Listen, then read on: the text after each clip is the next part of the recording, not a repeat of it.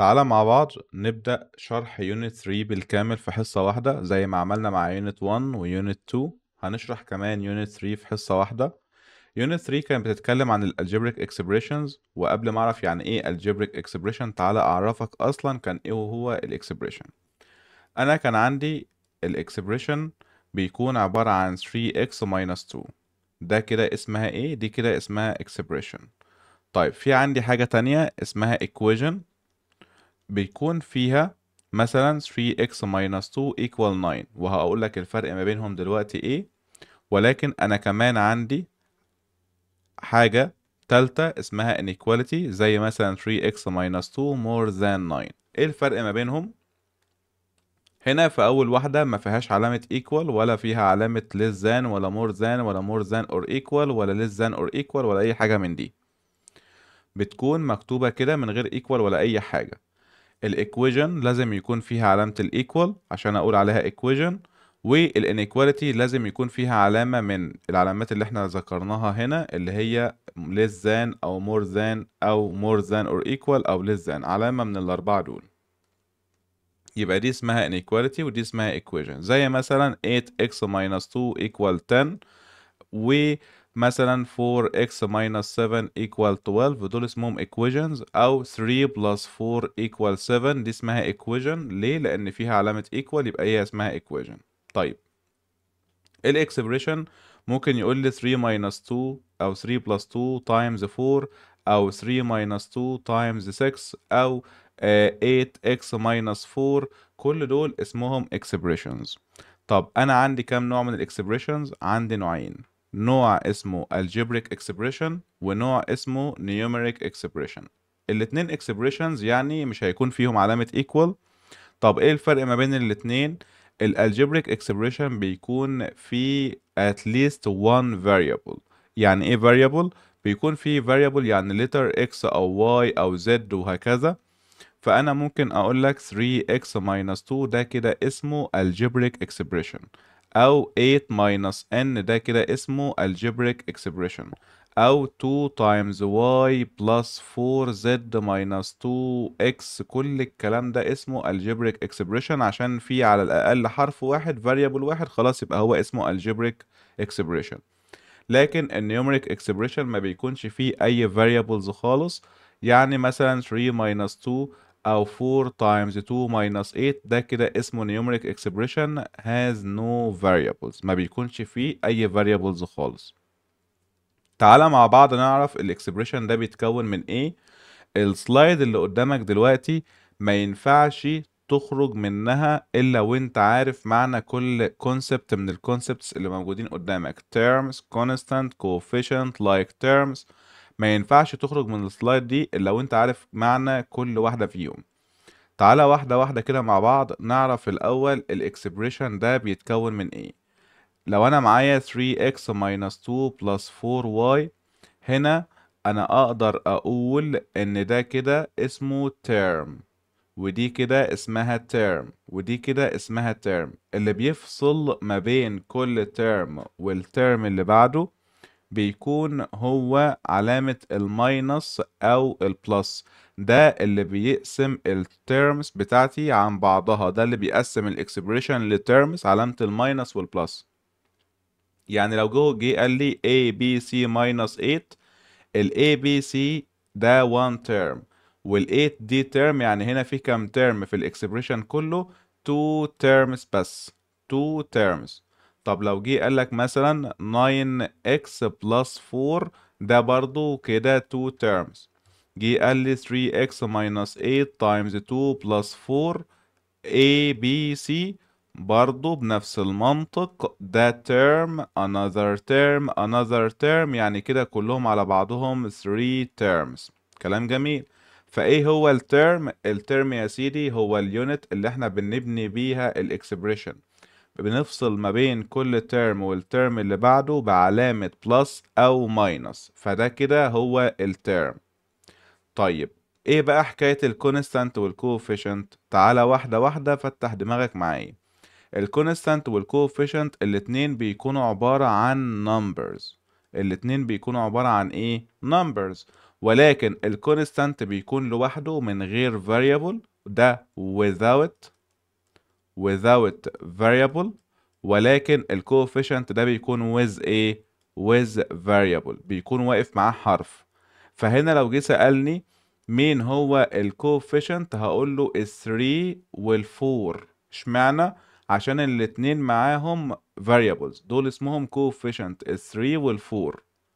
وعندك النيجاتيف 2 دي كلها اسمها ايه؟ قال لي اسمها كونستانت. طب اشمعنى دي اسمها كونستانت؟ قلت له عشان دي واقفه لوحدها ومش معاها اي فاريبل خالص، يبقى دي كده اسمها كونستانت. الفاريبل بيكون معاها، او الكوفيشنت بيكون معاها فاريبل، ولكن الكونستانت مش بيكون معاها فاريبل. تمام كده؟ طيب هنا لو سألني عن الكوفيشنت بتاع الترم ده ABC، من الكوفيشنت بتاعه مش مكتوب قدامه حاجة، هقول له يبقى 1. اشمعنى 1؟ لأن طالما مش مكتوب قدامه حاجة يبقى الكوفيشنت بتاعنا هنا بيكون 1. هنا النيجاتيف 8 دي أقدر أقول عليها كونستانت لأن مش معاها variable، وهنا الإكس دي variable، يبقى 9 دي اسمها كوفيشنت ما ينفعش أقول عليها كونستانت. والبوزيتيف 4 دي هتكون constant مش coefficient علشان هي مش معاها variable. طيب دلوقتي لو انا جيت قلت لك مثلا انا معايا هنا 3، ال 3 دي اسمها coefficient، negative 8 times 2 دي كلها اسمها constant علشان مفيش معاهم variable. هنا ال coefficient هو 4، ما ينفعش اقول عليه ان هو constant عشان هو معاه variables. يبقى تاني الكونستانت هو مين؟ هو النمبر اللي من غير variable، ده بيكون اسمه constant. لكن الكوفيشنت هو برضو بيكون number، ولكن بيكون اللي واقف جنبه variable، ايا كان بقى الحرف ده هو مين. طالما معاه variable يبقى اسمه coefficient، لو مش معاه variable يبقى اسمه constant. هنرجع لنقطة تانية وهي ال like terms. يعني ايه يا مستر like terms؟ قال لي يا سيدي ال like terms دي يعني terms شبه بعض. terms شبه بعض. طب انا بحدد اذا كانوا شبه بعض ولا لا على اساس ايه؟ قال لي لازم يكون في شرطين موجودين. ايه هما؟ same variables and same power. طبعا انا عارف ان احنا كنا شرحنا الباور في درس بعد كده في اليونت، وهشرحها لك تاني دلوقتي. ولكن عشان يكون معاك ال definition بتاع ال like terms صح، لازم يكون نفس ال variable ونفس ال power. ازاي يا مستر؟ يعني مثلا لو جه قال لك 3x و 4y، دول كده اقدر اقول عليهم like terms؟ قال لي لا. ليه؟ لان هما مش نفس ال variable، ده اكس وده واي، فكده ما اقدرش اقول ان هما شبه بعض، ما اقدرش اقول ان هما like terms. طب لو جه قال لي 3x باور 2 و 4y باور 2، اهم باور 2 نفس الباور اهو يا مستر. نفس الباور، بس الباور موجود على variable مختلف، هنا x هنا y، فبرضه دول ما اقدرش اقول عليهم like terms. طب لو جه قال لي 3x و 4x، اهو نفس الفاريبل بس الكوفيشنت مختلف. طب وهو الكوفيشنت كان من ضمن الشروط اللي بتتحكم في اذا كان لايك تيرمز ولا لا؟ لا، ما كانش من ضمن الشروط الكوفيشنت، ما جبتش سيرته، مش مهم، ما يفرقش معايا اصلا ايا كان اللي قدامك وايا كان اللي قدامك، المهم الحرف والباور بتاع الحرف. نفس الحرف ونفس الباور يبقى دول كده لايك تيرمز. حتى لو كان واحد بوزيتيف وواحد نيجاتيف، ايوه. حتى لو كان مثلا نيجاتيف 8 اكس سكوير وبوزيتيف 4 اكس سكوير، هنا اكس سكوير وهنا اكس سكوير، يبقى بالتالي هما الاتنين لايك تيرمز. يا مستر بس ده بوزيتيف وده نيجاتيف، الكوفيشنت ما يفرقش معايا اطلاقا اطلاقا.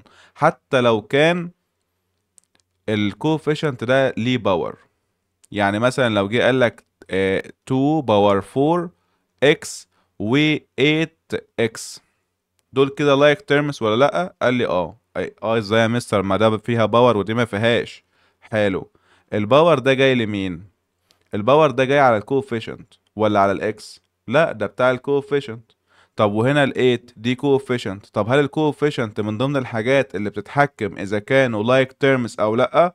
لا، يعني ال2 بالباور بتاعها ما يفرقوش معايا؟ ايوه، لان هي كونستانت ما يفرقش معايا في حاجه، فبالتالي هنا اقدر اقول عليه ان هما like terms.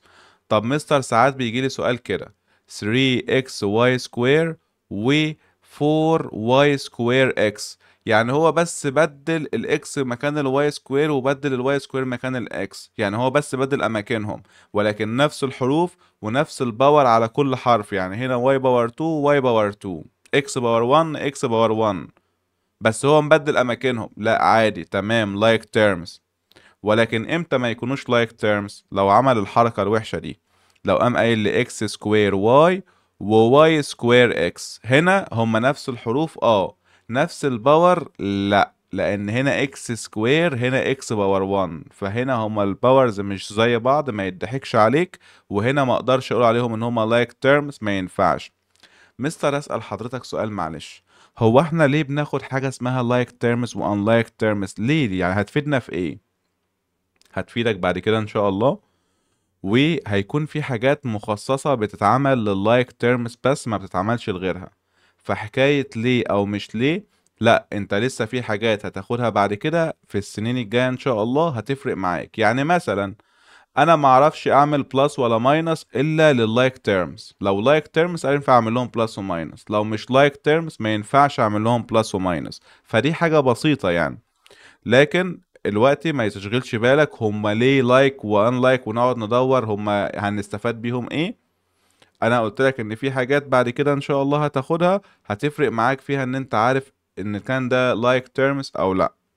ولكن دلوقتي اللي يهمني واللي يفرق معاك تقدر تحدد لي ده انتوا كده لايك تيرمز ولا لا، بس انما هنعمل بيهم ايه بعد ما عرفنا ان هما لايك تيرمز سيبك منها دلوقتي. تمام، هتاخدها في الوقت المناسب ان شاء الله. طيب، يبقى انت الوقت عرفت يعني ايه تيرم، اليونت اللي بنكون منها الاكسبريشن، الكونستانت هو النمبر اللي مش معاه فاريبل، الكوفيشنت هو النمبر اللي معاه فاريبل، واللايك تيرمز التيرمز اللي بتكون شبه بعضها. وعشان اقدر اقول ان هما لايك تيرمز لازم يكون same variable same power في عشان اقدر اقول عليهم ان هما لايك تيرمز. طيب تعالى كده مع بعض نحل الأسئلة دي كتطبيق على اللي احنا شرحناه. هنا في كام ترم، هنحل العمود ده كله ونرجع نحل العمود ده كله ونرجع نحل ده ونرجع نحل ده. تمام تمام. هنا في كام ترم؟ 1 2 3 3 terms. هنا في كام ترم؟ 1 2 3 3 terms. هنا في كام ترم؟ 1 2 3 3 terms. هنا كام ترم؟ 1. هنا كام ترم؟ 1 2 3. هنا كام ترم؟ 1 2 3. هنا كام ترم؟ 1 2 3. هنا كام ترم؟ 1. طيب اللايك تيرمز في هنا حاجة شبه بعضها؟ لا مفيش، دي 5A 3B 4 لا مفيش none. K و K و 6K ايوه ده هما كلهم شبه بعض، فهقول له بص هو اسمها ايه؟ اسمها like terms، يعني انا باخد الترم كله، فهقول له K و K و 6K التلاتة شبه بعض، التلاتة like terms.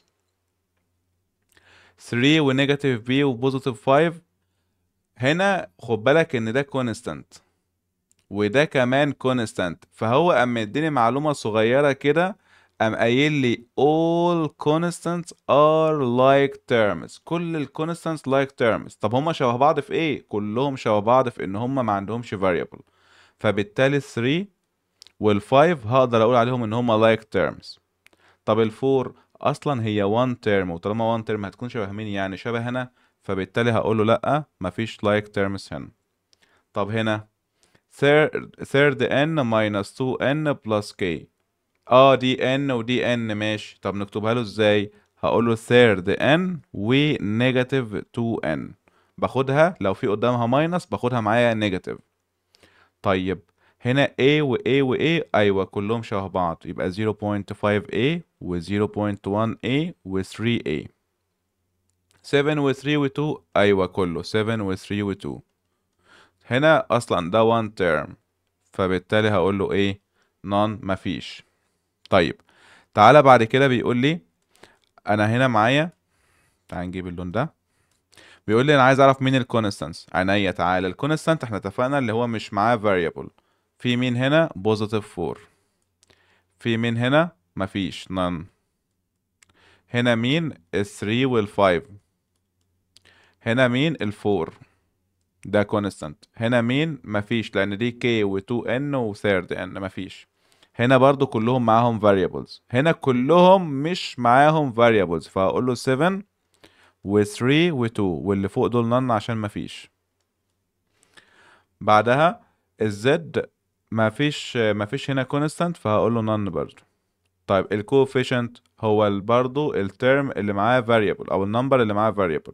نمبر معاه variable يبقى 5 ونيجاتيف 3، لكن الفور كونستانت. هنا رقم اللتر كي ده مش مكتوب قدامه رقم، وطالما مش مكتوب قدامه رقم يبقى كام الكوفيشنت بتاعه؟ يبقى 1. فهنا يبقى 1 و1 و6، اللي هو 1 و1 و6 اللي كانت مع الكي الأخيرة. طب هنا البي قدامها نيجاتيف وفي المفروض يكون في هنا 1، يبقى الكوفيشنت بتاعنا هو مين؟ نيجاتيف 1. هنا ده كونستانت اصلا فما فيش يا كابتن. هنا في لتر اي عندك third وعندك كمان نيجاتيف 2 وعندك كمان الكي معاها 1.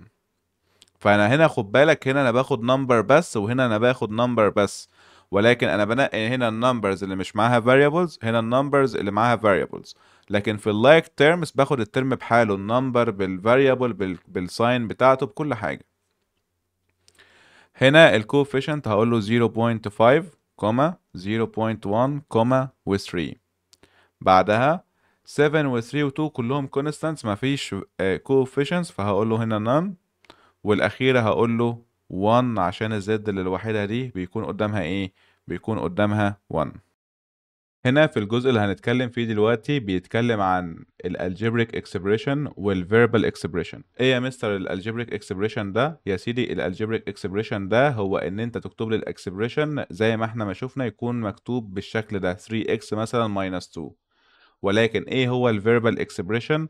الفيربال اكسبريشن هو ان انت تكتبه لي زي في الوورد فورم كده، تكتبه لي بصيغه مكتوبه بشكل مثلا يتكتب in words، مش يتكتب زي ده، لا يعني انا هقعد اوضح او كاني بحكي ايه اللي حصل في الاكسبريشن بس في شكل كلمات. يعني مثلا هنا انت عملت 3 times x minus 2، ده هنوضحه له في شكل words، وده هنقوله مع بعض دلوقتي. ولكن من ضمن الحاجات اللي لازم تبقى عارفها قبل ما تخش على جزئية زي دي بعض الكلمات اللي هتساعدك في الاديشن والسبتراكشن والمالتيبليكيشن والديفيجن. بعض الكلمات لما بتشوفها بتبقى عارف ان ده معناها addition او subtraction او multiplication او division. ولكن مهم جدا انك تبقى عارف حاجة صغيرة، ان البلس الريزلت بتاعت البلس او الريزلت اللي بتاعت الاديشن بيكون اسمها sum، والريزلت بتاعت الماينس بيكون اسمها difference، والريزلت بتاعت التايمز بيكون اسمها product. فلما تيجي تقول ان انا عايز اطلع الريزلت بتاعت حاجه تايمز حاجه تقول لي the product of، يعني هنا مثلا دي مكتوبه 3x، دي 3 تايمز x يبقى the product of 3 and x. ومن ضمن الكلمات اللي مكتوبه هنا برضو ممكن بدل ما تكتب 3 تايمز x لا تقول لي thrice او triple x. triple a number، يعني النمبر ده معمول تايمز كم مره؟ معمول منه تايمز 3، معمول له تايمز 3 او اتجاب منه 3 3 حاجات منه، يعني اكس واكس واكس اللي هما يبقوا تريبل اكس او 3 اكس. طيب والريزلت بتاعت الديفايد اسمها ايه؟ الريزلت بتاعت الديفايد اسمها كوشنت. لما تيجي تقول له ان في ريزلت للديفايد بتقول له كوشنت، دي اسم الريزلت بتاعت الديفايد، اسم الريزلت بتاعت التايمز، اسم الريزلت بتاعت الماينس، اسم الريزلت بتاعت البلس. تعالى كده نشوف اسئله ونشوف هنكتبهم ازاي. هنا انا عايز اقول له ان انا هعمل 5 times y واضيف عليهم 4، فانا هقول له the product of 5 and y increased زودنا عليهم كام؟ increased by 4، زودنا عليهم 4 increased by 4. ممكن واحد تاني يقول لي 5 times، بدل ما يقول لي the product of 5 and y لا يقول لي 5 times a number increased برضو by 4، زودنا عليهم بعدها 4. ففي اكتر من طريقة اقدر اكتب بيها الفيربال فورم، ولكن هو بيكون في الاغلب عايز طريقة واحدة في الامتحان. هنا 3 times 3 times مين؟ 3 times الام ولا 3 times الفور ولا 3 times لما تبقى تعمل ام بلس 4؟ المفروض ان احنا البراكتس دي تتحل الاول، فانا عايز اكون موضح له الكلام ده وانا بكتب. هي 3 دي هتتعمل تايمز الام؟ لا، 3 يا مستر المفروض تتعمل تايمز الام بلس الفور على بعضها. قلت له حلو. فانا هقوم قايل له كده، ممكن اقوم قايل له 3 times 3 times the sum of a number اللي هو m and 4. لما تجيب لي النمبر تعمله بلس 4 هعمله لك تايمز كام؟ هعمله لك تايمز 3. طيب طبعا كل سؤال ليه اكتر من طريقة تكتبوا بيها او تحلوا بيها، ولكن احنا اختصارا للوقت هنحل طريقة واحدة لكل سؤال. x minus 6 ممكن اقول له a number decreased by 6. ولكن في النقطة بتاعت الماينس دي تاخد بالك ان في بعض الكلمات بتعكس الترتيب، زي كلمة less than بتعكس الترتيب، اللي بيتكتب بعدها هو اللي بيتحط الاول. زي مثلا كلمة subtract from برضو اللي بيجي بعدها بيتعكس، بيجي الاول. يعني ايه يا مستر بيجي الاول؟ يعني لو عايز استخدم كلمة less than مع x minus 6 كده، هقول له 6 less than a number. ليه؟ عشان لما اجي اترجمها هقول له a number الاول وماينس منه 6، لان كلمة less than بتعكس. كمان كلمة ايه تاني؟ في كلمة less في كلمة less وكلمة less دي ما بتعكسش الترتيب خالص. زي يعني في هنا كلمة less than بتعكس الترتيب زي ما قلنا 6 less than a number. فلما تيجي اترجمها هكتبها النمبر الاول وبعد كده اماينس منه 6. ولكن كلمة less مش بتعكس الترتيب. لو هكتب نفس السؤال بس بكلمة less هقول له a number less 6. بس كده، من غير ما اقعد اعمل ايه، من غير ما اقعد اجيب حد يمين وحد شمال او ابدل الترتيب وكده. خد بالك ان في بعض الكلمات بتعكس الترتيب، وانا هبقى ابعت لك الايه الكلمات اللي بتعكس الترتيب والكلمات اللي بتسيب الترتيب زي ما هو. هقول لك اذا كان في لستة كده هحط لك فيها كل الكلمات اللي بتعكس وكل الكلمات اللي ما بتعكسش بإذن الله. طيب هنا بيقول لي 8 minus 3n. 8 minus 3n ممكن اقول له 8 decreased by 3 times a number. 3 times a number يعني ممكن كمان تشيل 3 times a number، ممكن تشيلها وتحط مكانها triple a number او thrice a number. ولكن 8 decreased by 3 times a number برضو شغالة مفيش فيها مشكلة. هنا هو بيقول لي half b plus 15. ممكن اقوم قايل له half of the number b هنا زاد، فانا هقول له increased مش decreased. هقول له increased by 15. ممكن تقول له مثلا بدل ما تقول له half a number او half of the number b تقول له half of a number و increased by 15، ان انت هتزود عليه 15. ممكن كمان بدل ما هو half b تقول له a number divided by 2.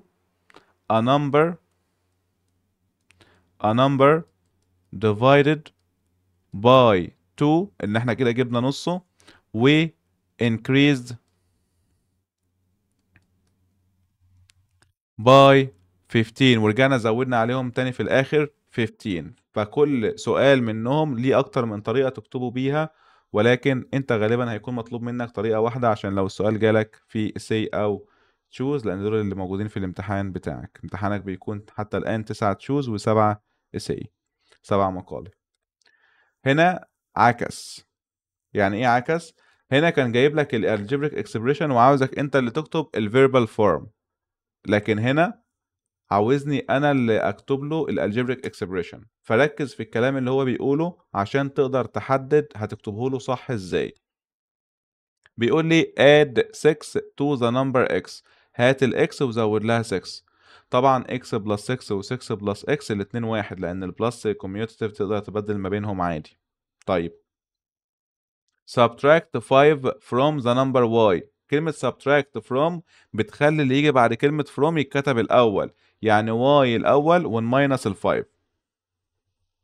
ولكن هنا ما ينفعش تعكسها، ما ينفعش تقول لي 5 minus y وتبقى هي نفسها y minus 5 زي ما عملنا في البلس. طب ليه يا مستر؟ لأن الماينس مش كوميوتيتيف، ما ينفعش أبدل في الماينس. لو قلت لك 6 minus 2 مش هي نفسها 2 minus 6، فعشان ما تلخبطش الدنيا ما ينفعش أبدل هنا.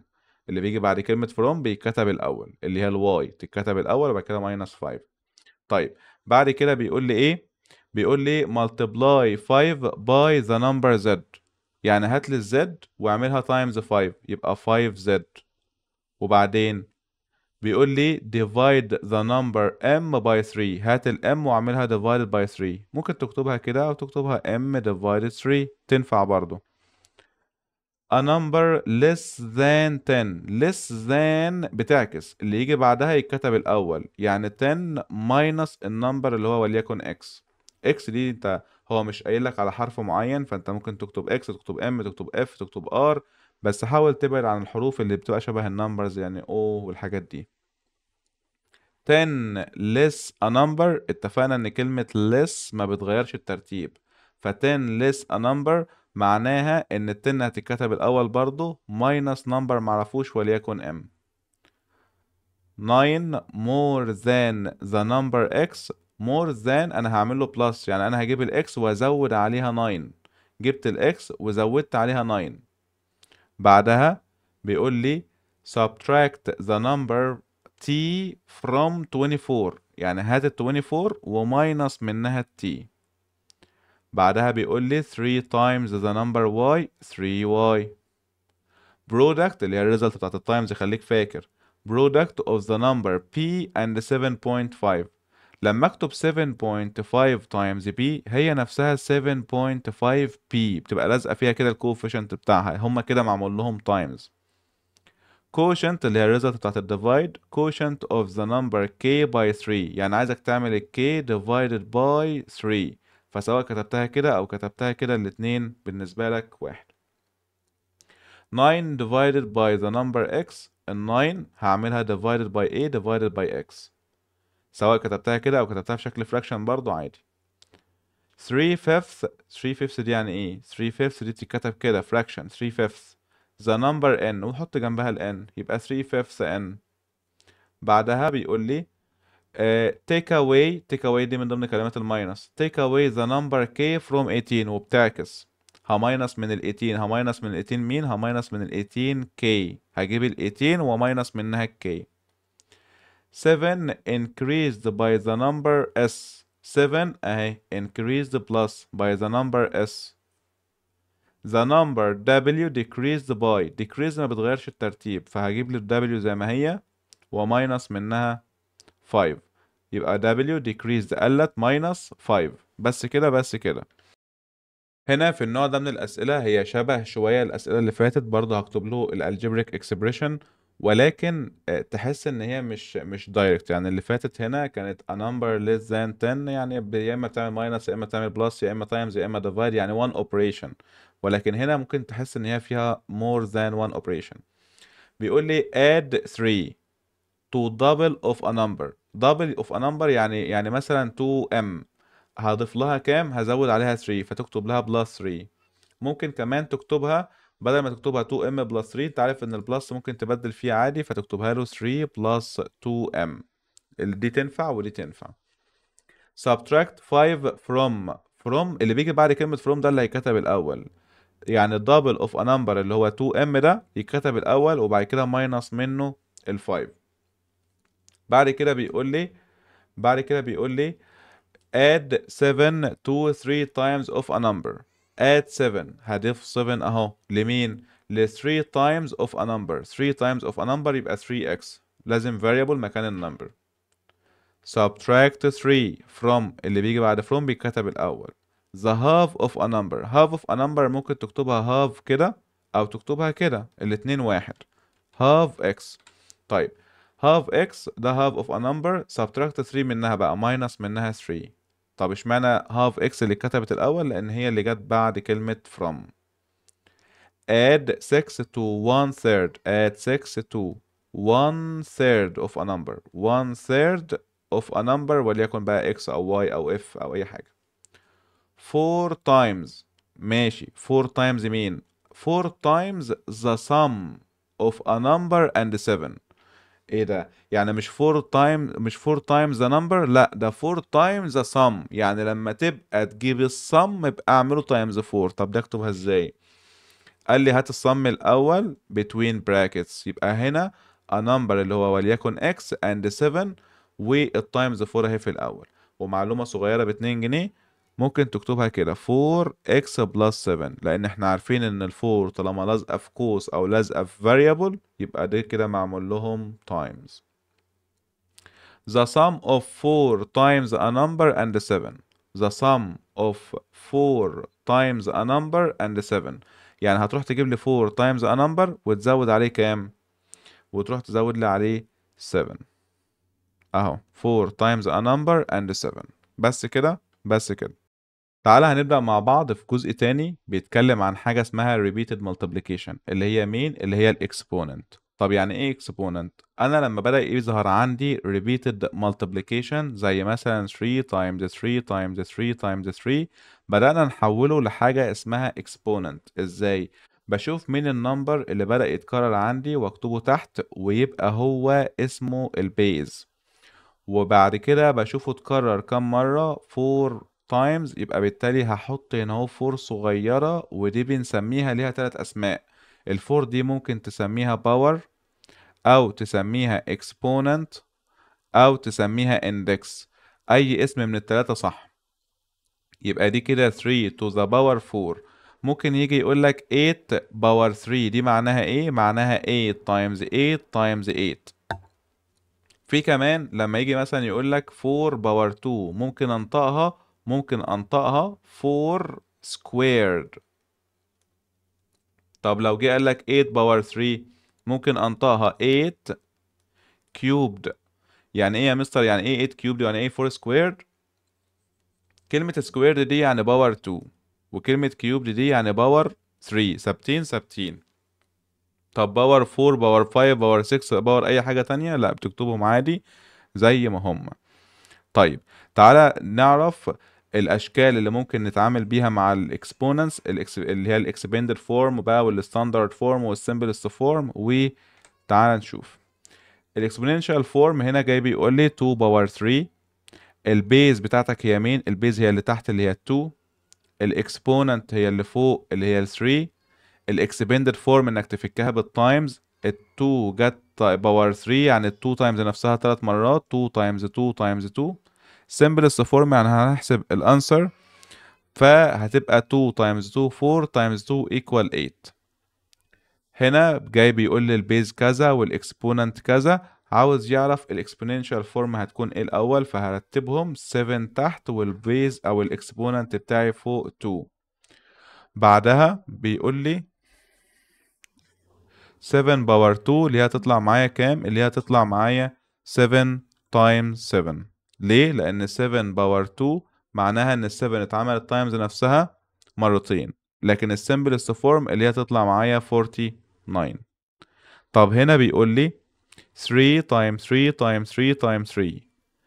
في الاكسبوننشال فورم دي معناها 3 to the power 4.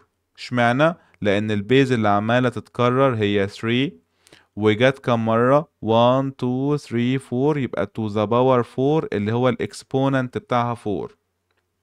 طب السمبلست فورم يبقى ايه؟ السمبلست فورم انك تحسب 3 times 3 9، و 3 times 3 9، و 9 times 9 بكام؟ ب 81، ودي تطلع السمبلست فورم بتاعتنا هنا.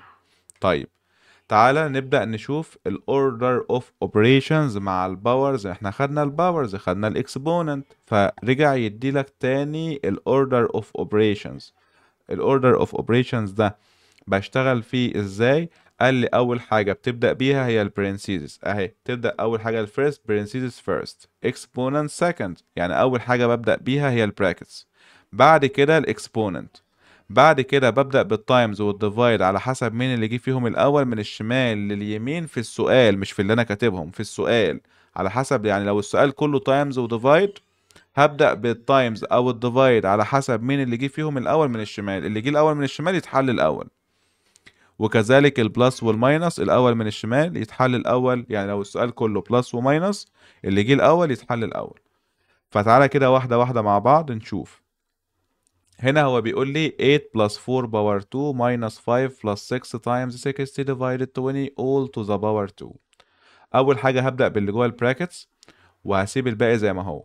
بس معلومة صغيرة، ممكن وانت بتحل عشان تقلل الستبس تخلي يعني مثلا هنا في بلس وهنا ماينس، فكده كده الفور باور 2 دي مش هحسبها مع اي حاجة غير في الاخر. فانت ممكن تحسب لها الباور بتاعها معاك في السكة وانت ماشي مع الناحية التانية، بحيث ان انت تقلل الستبس. كده كده في بلس وماينس، والبلس والماينس ده مش هيتحل غير في الاخر، فمش هتعارض معاك حاجة ان شاء الله. ال 8 اهي 4 باور 2 16 minus 5 plus 6 times 60 divided 20 يعني 3، والباور 2 اهو. دلوقتي انا معايا بلس وماينس وبلس وتايمز وباور، يبقى الباور الاول. فبالتالي هقول له 8 plus 16 minus 5 plus 6 times 3 باور 2 ب 9.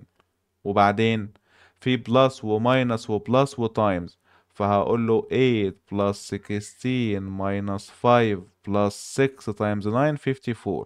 دلوقتي بقى كله بلس وماينس وبلس. ابدأ بالبلس الأولاني 8 و 16 24 minus 5 plus 54. بعدها تطلع معايا الماينس الأول 24 minus 5 equals 19 plus 54. احسبها تبقى 73. دي الفاينل ريزلت بتاعتي، ودي كده الإجابة بتاعتي أكون خلصتها. مشيت على حسب أنهي ترتيب للأوبريشنز، على حسب البراكتس الأول أو البرنسيزز فيرست، وبعد كده الإكسبوننت سكند، بعد كده التايمز والديفايد أو الملتبلاي أند ديفايد، وبعد كده الاد أند سبتراكت. هنا جاي بيقول لي 3 times 5 to the power 2 divided 15 minus 5 minus 2 power 2. هو حاطط لك دول between parentheses ودول between parentheses، فدول يعتبروا سؤال ودول يعتبروا سؤال. وفي الاخر خالص اخر حاجة هعملها هي الماينس ده، دي اخر حاجة. ليه؟ لان هو حاطط ده حاطط لي براكتس على نفسه وده حاطط لي براكتس على نفسه، فالماينس ايه؟ طب خلصوا بعضكم بقى وابقوا تعالوا لي في الاخر. فهبدأ أحل. تبقى 3 times 5 power 2 25 divided 15 minus 5 minus 2 power 2 تبقى 5 minus 2 power 2 4. يبقى أنا هنا أول حاجة عملتها حسبت الإكسبوننت هنا وهنا. 3 times 25 بكام؟ ب 75 divided 15 minus 5 minus 4 ب 1.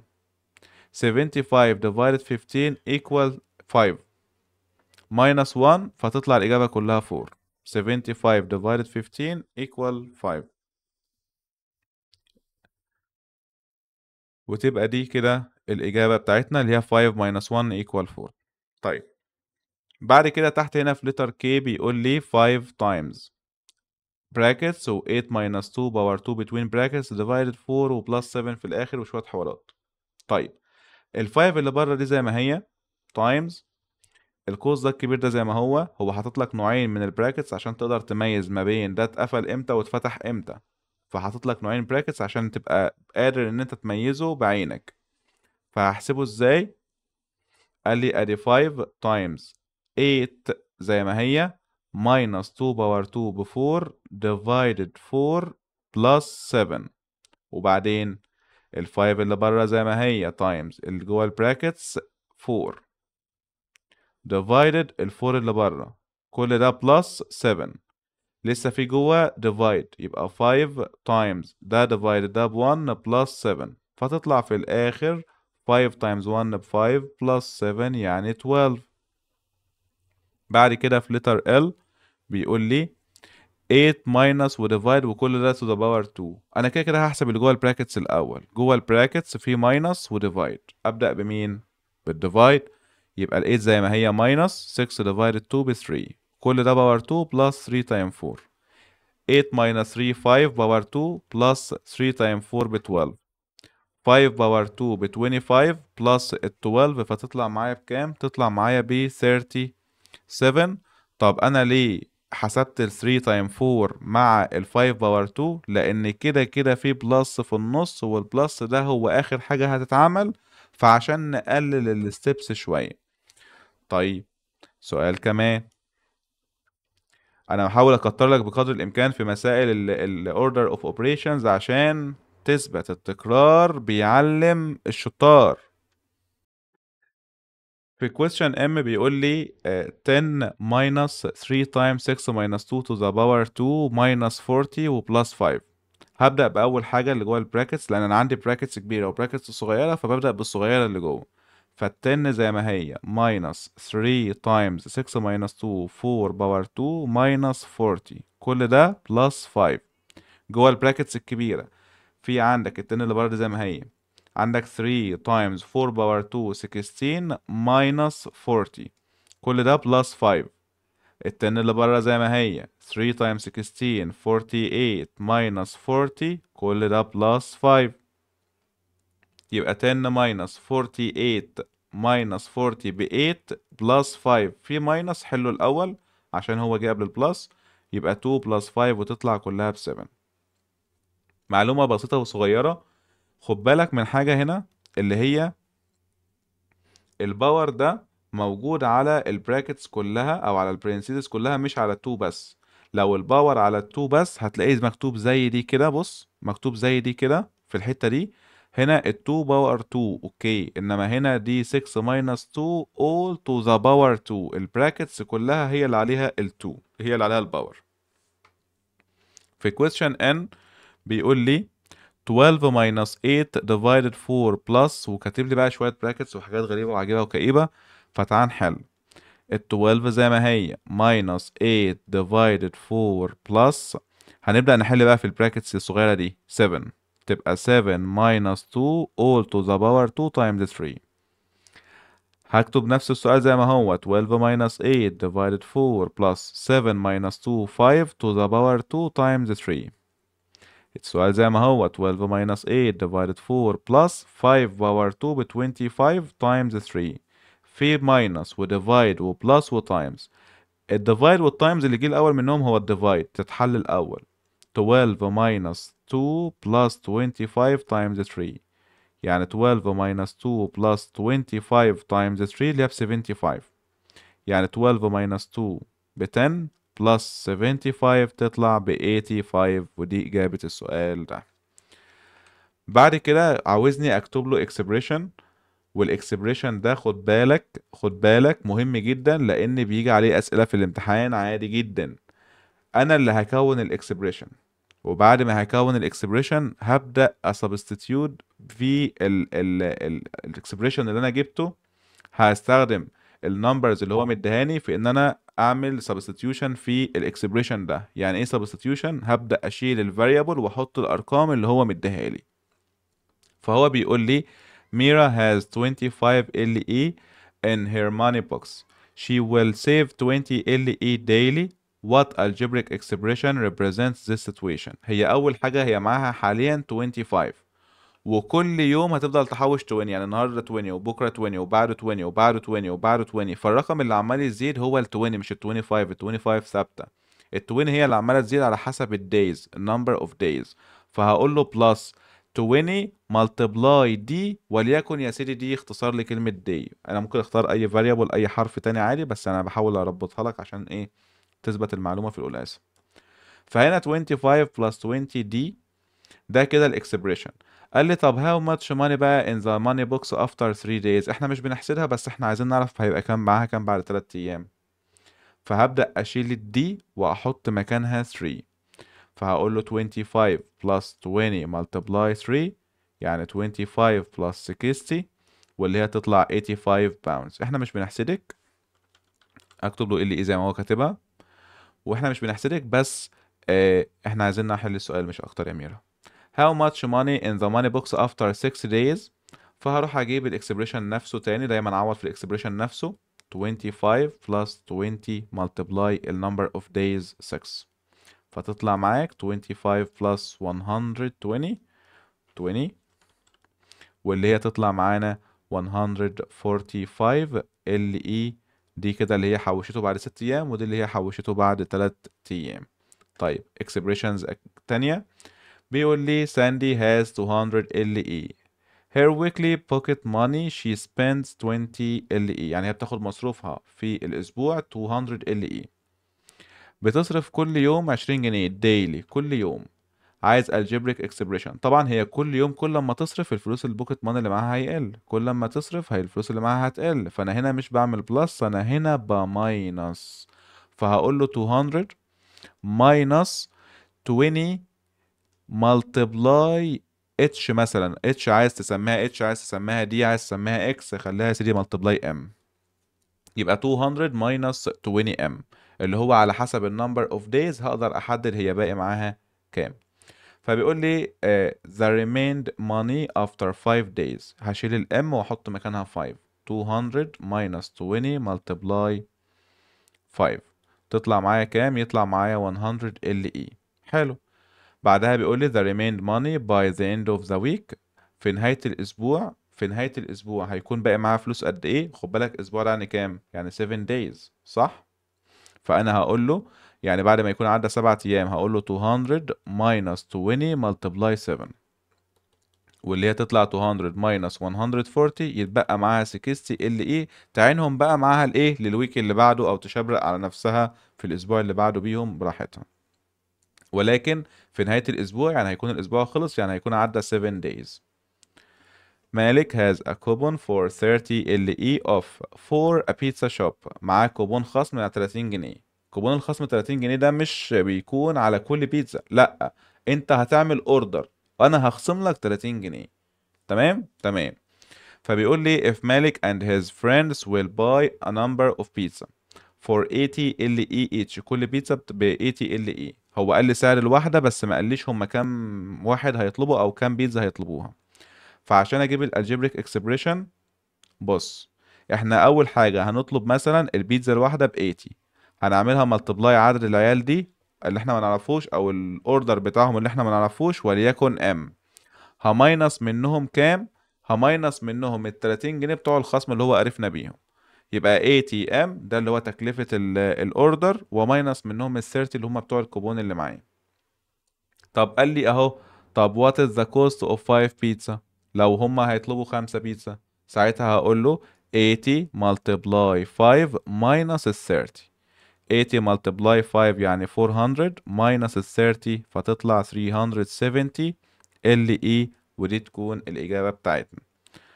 بعد كده شفت أسئلة ال order of operations هي نفسها، ولكن هنا في unknown، في variable، عاوزك تشيل الاكس الأول وتحط مكانها 6، وبعد كده هتحل السؤال بنفس ال order of operations بتاعتنا. يعني هنا خد بالك في اكس كمان اهي، يبقى 9 multiply الاكس ب 6 plus 4 باور 2 اهي minus x باور 2 يعني 16، يعني 6 باور 2 plus 5، واللي هي تطلع معايا 9 times 6 ب 54 plus 4 باور 2 ب 16 minus 6 باور 2 ب 36 plus 5. هخلص اللي جوه البراكتس الاول. لاحظت انت انا عملت دي مع دي ليه؟ لان كده كده مش هعمل البلس ده غير في الاخر، فحسبت دي مع دي نقلل الستبس، وحسبت دي معاهم برضو نقلل الستبس.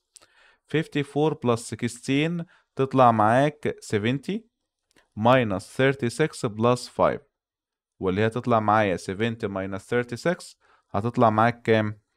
تبقى كام؟ هقول له 70 اهي minus 36، 0 minus 6 مش هينفع، ال 7 هتبقى 6 ودي 10 يبقى دي 4 ودي 3 34. فتبقى هنا 34 بلس كام؟ بلس ال 5 اللي في الآخر، فتطلع كلها 39. دي تكون الإجابة بتاعت الإكسبريشن بتاعنا. في سؤال تاني قال لي طب شيل البي وحط مكانها 5. حاضر. هقول له 9 بلس 5 باور 2 minus 3 divided 2، يبقى 9 plus 5 باور 2 ب 25 minus 3 divided 2. 9 plus 22 divided 2 في بلس وديفايد، لا الديفايد الأول طبعا. 9 plus 11 واللي هي تطلع 20 وتكون دي الإجابة.